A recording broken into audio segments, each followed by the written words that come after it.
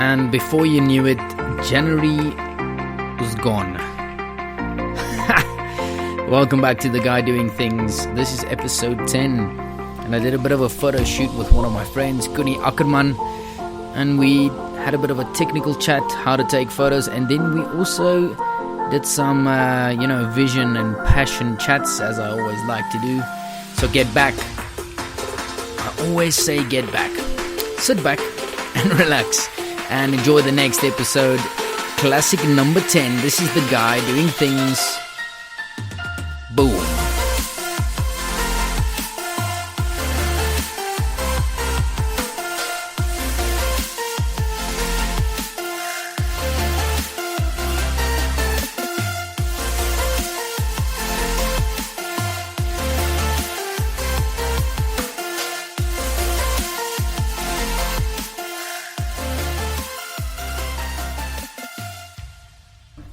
Welcome, Kuni. Oh, thank you for having me. It's really, really nice to be here. Awesome, thanks so much. And I think it's an exciting episode because we're gonna exchange a bit of our thoughts, exchange a bit of our ideas, and then afterwards we're gonna have a cool shoot at Wolvespreit. So yeah, I'm really excited for that.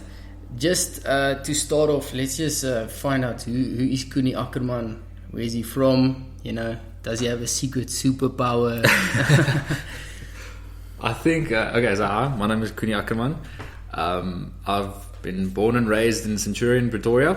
I am currently a final year LLB student, but my passion is adventure, photography, and music. I enjoy playing guitar.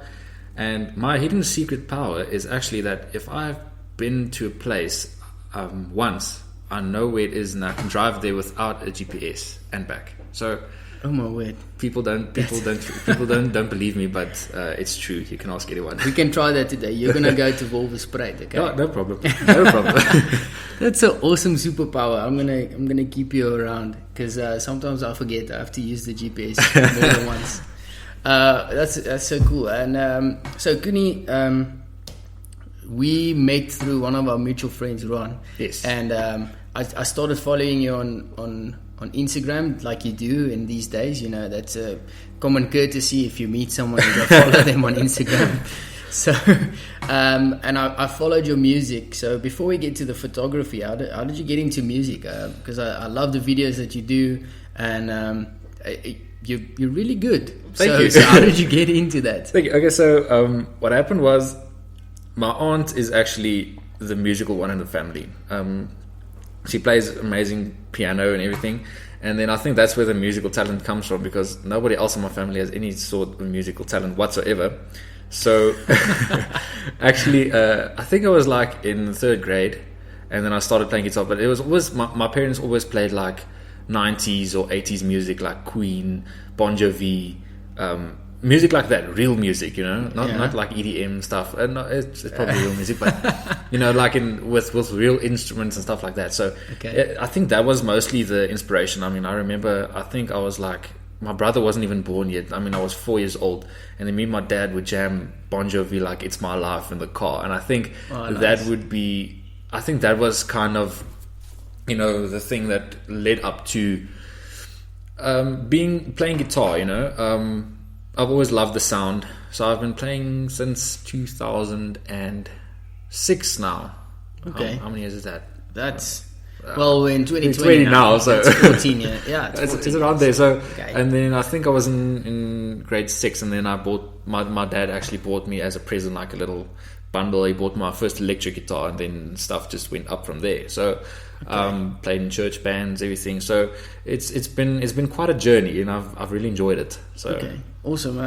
The thing with creatives is that they have a certain type of brain. So that's why I'm asking about the music, because you're doing LLB, you do music, and then you go into photography. So there has to be like this. If I could zoom into your brain and just see what goes on there, how it works, it'll be quite interesting, because I think being a creative and being an artist, you need to have a certain type of way of thinking, and you have to see things that are not necessarily there for the naked eye or for the usual eye? I think so. My parents usually, ever since I was small, when I told a story or something, my parents always told me that, you know, you have a way of telling a story, like going fetching the boon behind the mountain and stuff like that. And they told me that that's the way my grandmother actually used to tell stories. Like, so I might be a little bit of a drama queen or whatever. So I don't know. But the best of us are. The thing is, the creativeness I've always enjoyed. Like in high school, like my favorite exams to write were Afrikaans and English, the essay questions. I really enjoyed that. Same, stuff like that. So the creative thing is usually something that flows, and I think that's why it flows into law, because you have to constantly read, update your vocabulary, and then you have to write constantly. Like for exams last year, we had to prepare 5 essays of 4 pages each, and in a written exam, that's quite a lot. So you need to know how to make the least amount of information sound like a lot of words. Yeah. So I think it all comes to practice. The music side, it's something that the more you listen to music, the more you pick up on little nuances. I've had formal music lessons since I was in 4th grade. I started with classical music, and then in high school I had music as a subject. And then so they teach you all these things about how to listen to certain things, and it's really weird. I can't just listen to music and just listen to music. I actually find myself constantly analyzing music, which takes some of it away, but it also makes it a lot of fun. But you hear something and then you actually just want to go and try it. I hear a solo played by, let's say, I use the Queen example. So say Brian May plays this Bohemian Rhapsody solo. And then immediately I want to, how does he do it? How does he get that sound? Immediately you want to go and do it. So it's constantly analyzing and trying to apply it to your own craft. Yeah. With the photography side, it's there's this YouTuber that I follow, Sean Tucker. He takes a very philosophical route with photography, and then he actually inspired me to actually go and not look at the subject, but look at the setting, like the surroundings. Yeah. So look at what light does in certain areas. What do the shadows do when the sun is at this angle? How do the shadows play? And then later you see how the environment actually interacts with the subject, not the subject interacting with the environment. Yeah. Which is actually, it's a difference. So I found myself driving in my car and then constantly seeing, okay, this could be a cool photo location, this could be a cool thing, look at how the light does that. And so it's the same with the music. What I'm picking up is that I also had music in school. So formally I have grade 5 level of music, so you start listening to what the certain elements to it. And when you listen to a song, you can't help but pick up the beat or pick up the bass and whatever. And the same with photography. I think once, or you can tell me if I'm right, once you have got that mindset of seeing how you can apply photography to any situation, you basically can't unsee it. Definitely, it's when you look at these highly effective and successful photographers, they take photos of the most simple things, but it's something just like, then you look at this photo and like, why didn't I think of that? Yeah. And mostly it's because it's right there. You just need to look at it from a creative eye. Yeah. So instead of taking a picture from eye level, just drop the camera to, let's say, waist level, and then all of a sudden you have something that the naked eye is not even. It seems new to the naked eye, is what I want to say. So that's what it makes it look appealing. Yeah. Certain things that play into it. But it's what I've picked up over the years is a lot of things is subconscious, like things happening in the background. Like you look at a photograph and then it's not even the subject, but something way off to the side actually leads you into the subject of the photo, like a leading line or something like that, or even something subtle like the composition of the photo is so powerful that you don't even realize that this is what's happening. And I think that's with most great things in life. I mean, the answer is usually right in front of your nose. So I can hear you're starting to step into a philosophical playground, and I'm actually glad, because I was wondering how I was gonna, maneuver this conversation into a philosophical one. Our generation, me and you, we are bombarded with, what purpose looks like, and I think purpose is then overused in a certain sense, and we get these certain ideas or hints about what could purpose be, even to such an extent where how many followers you have could lead to your purpose. I mean, if you aren't an Instagram celebrity, how are you gonna achieve your purpose? I mean, we're bombarded with that. So the question I have for you is this: the music, the photography, all those things. Are you doing it for the gram? Are you doing it for the likes? Or is there something behind this that drives it, a deeper meaning, a deeper purpose that drives your creative side?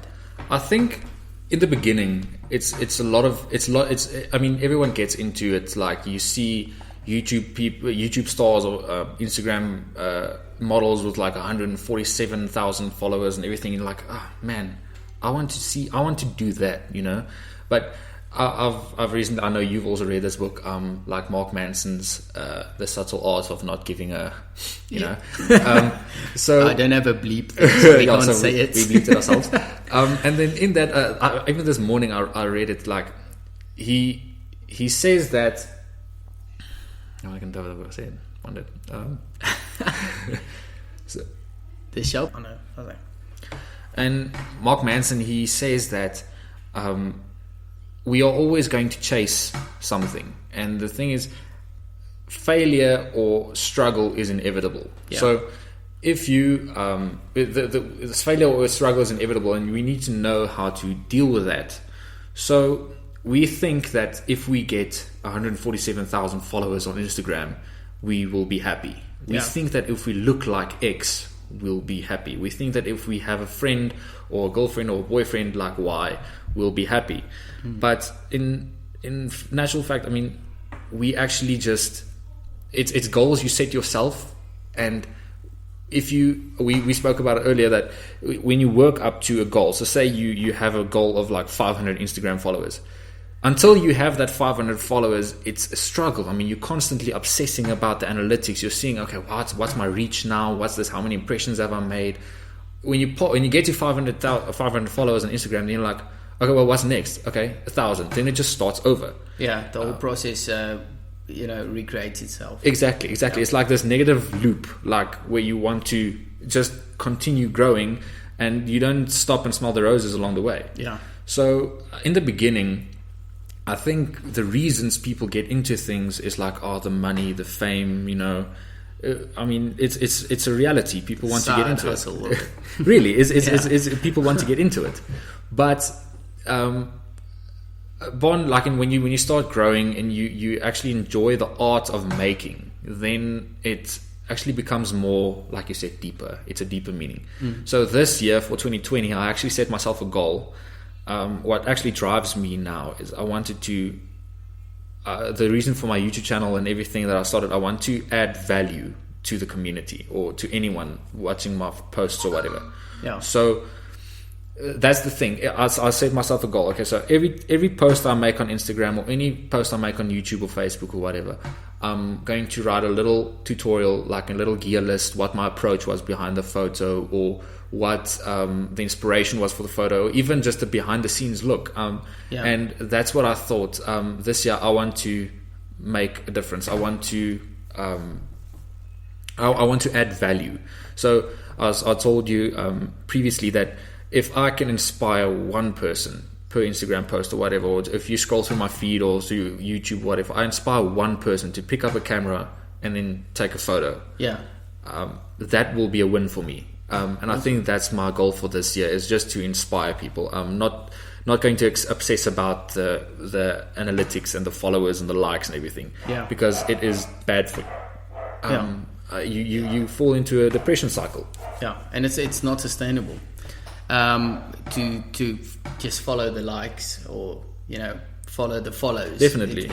It's never gonna be a long-term it's never going to sustain us for the long term. Yeah, it gets overwhelming, and I mean, Yeah. then you can see why places like Canada and Australia are experimenting with taking away likes on Facebook pages or on Instagram pages, so that people stop obsessing about it and actually enjoy life and not just do it for the gram, like you said. So definitely, I think it's not sustainable to do it, and you fall into this like negative loop where everything just becomes about, oh, I have to document this for Instagram, instead of trying to enjoy your time with your friends and family. Yeah. So speaking about enjoying life, we're going to head over to Wolverspreit. So that's a trail running bicycle track here in Pretoria. So if you haven't been there, go have a look there. We're going to do a bit of an adventure photo shoot for 3L, but also for you, and we're going to do some video stuff there. Yes. I hope you're excited about it. I'm very excited about it. I've actually wanted to do this for a long time now. Okay. I actually have a few shots I want to plan where we're going to discuss after the podcast. So we have a few ideas what we want, and then it's just going to be fun. I mean, I'll be documenting that along, and then Thornton will also probably be documenting it, and then we'll definitely share those with you guys. Yes. So it's going to be fun. I'm really looking forward to it. Me too. And then Kuni does you do various Q&A sessions on Instagram where people ask questions and you answer them. Yes, I try to do it at least once or twice a week. Once or twice every 2 weeks. Sorry. Once or twice every 2 weeks. But like this year, I told Thornton earlier that this year, instead of just like reacting to posts on and then just typing 2 or 3 sentences in a quick Instagram story post, which is actually not that nice, I want to actually go into video responses. So every question I get, I do a quick video response where I explain it, and then hopefully I can get the point across faster and easier in that way. So we do various of those type of Q&A sessions, and then also if anyone has any questions, no matter, you can just DM me or whatever. I really enjoy.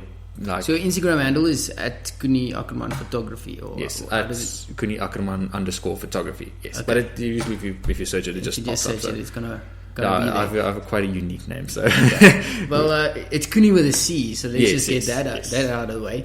Then I'm super excited to launch this, or to propose this or announce this. I spoke to Kuni earlier, and we said, let's do a little webinar in about 2 weeks' time. Yes. Titled taking your first shot. So taking your first picture, something like that. We're gonna work on a name. Definitely, we're going to do it a webinar, like when we have a live session or anything, or we are still trying to figure out the finer details of it. So it'll be definitely it's going to be a YouTube video or an Instagram video. I think mostly a YouTube video, and then we can have a live session as well, where I want to focus on giving tips for beginners. On taking photos or picking up a camera to do YouTube or whatever, and then just getting over that initial fear, because it took me 3 years to even start posting my photos on Instagram. Out of fear of whatever, and then it also take me another year to start uploading videos to YouTube. And what I find is, it's not only me, but a lot of my photographer friends as well. They usually tell me that the one thing that they are the most scared of is not usually what strange people think of them when they upload it to YouTube. Is like, what are my friends and my family going to think about me? I mean, they must think I'm so weird. I mean, talking to a camera is not weird. It's not normal. And then they usually say that that's the thing that's keeping them from doing YouTube.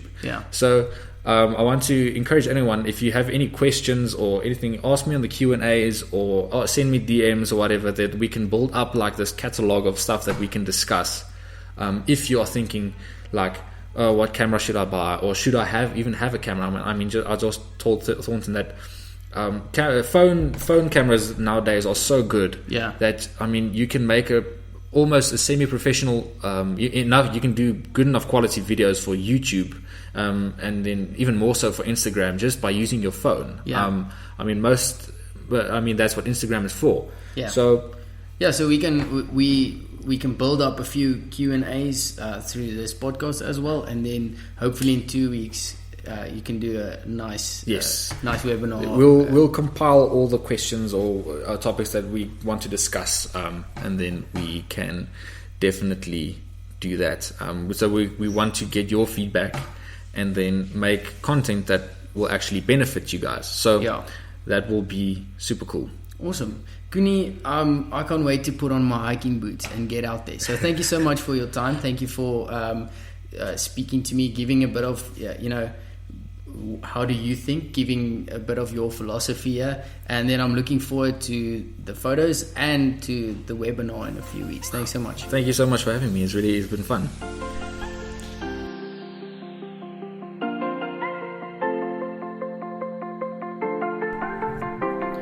Well, there you have it. Kuni Ackerman. Remember the name. He's going to turn out one of the pros. Thanks so much for listening. Episode 11 coming up. Enjoy that. I hope you enjoyed this one. Remember to send some comments and suggestions if you feel like it. Otherwise, enjoy the rest of your week or weeks. Until next time, cheers.